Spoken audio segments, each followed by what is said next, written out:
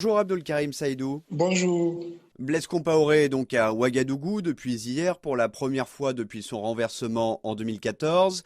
Quels peuvent être les effets de ce retour et que peut-il apporter aux autorités de la transition? Alors, je dirais que l'apport de Blaise Compaoré, on peut l'envisager à un double niveau. Et donc, sur le plan politique, on peut s'attendre à ce que ce retour de Blaise Compaoré puisse exacerber les tensions.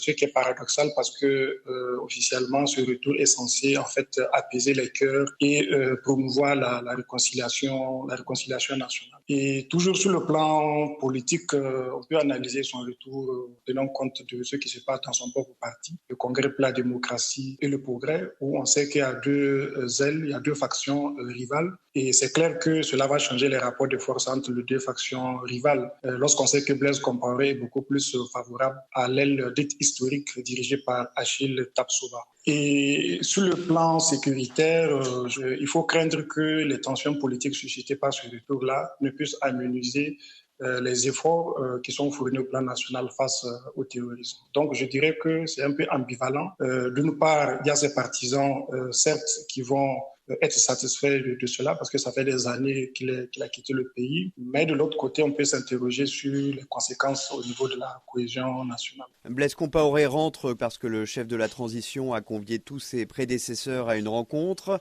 Est-ce pour marquer sa légitimité alors que la situation sécuritaire ne fait qu'empirer? Oui, je pense que les premiers pas de la junte sur le terrain sécuritaire, en tout cas, ont montré des résultats mitigés. Et c'est clair qu'à travers ces différentes initiatives que le président d'Amiba est en train de prendre, il s'agit justement de créer autour de lui une certaine cohésion, de créer le rassemblement.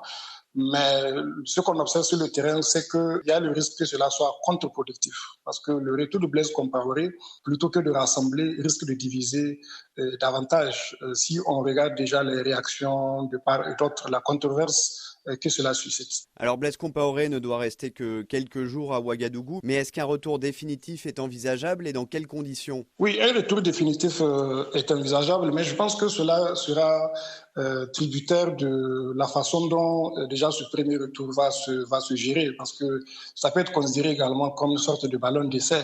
Il s'agit de voir comment les différents acteurs vont réagir. Est-ce qu'il y aura des mobilisations? Est-ce qu'il y aura des protestations de rue, etc.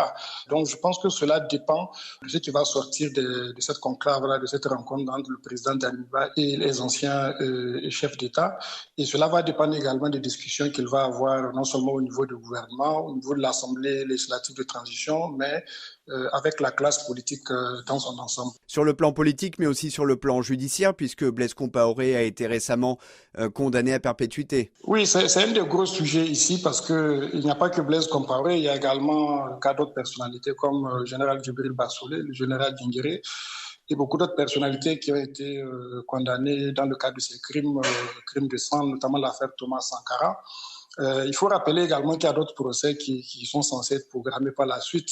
Je pense notamment au procès sur l'insurrection. Je pense également au procès sur l'assassinat du journaliste Norbert Zongo. Donc la grande question ici qui se pose est de savoir quel sera le sort de l'ensemble de ces dossiers. Est-ce que le président d'Amiba va envisager de faire peut-être voter une loi d'amnistie au niveau de l'Assemblée générale, l'Assemblée législative de transition, ou bien on va laisser ces procès se tenir et envisager par la suite une grâce présidentielle. Je pense que ce sont ces modalités de réconciliation qui divisent les Burkinabés. Il était prévu avant la chute du président Kabouré un forum national sur la réconciliation où la classe politique et l'ensemble des composants de la société étaient censés justement discuter de la feuille de route de la réconciliation. Mais là, on a plutôt une approche unilatérale de la part du président d'Aniba, des autorités de transition de façon générale. Et je pense que c'est cela qui peut effectivement diviser. Donc, je crois que les prochains jours vont nous permettre de savoir si effectivement il y aura une discussion ouverte sur les modalités de la transition ou bien si les autorités de transition vont en tout cas mettre en place un processus de façon unilatérale, ce qui, de mon point de vue, va susciter davantage de tensions.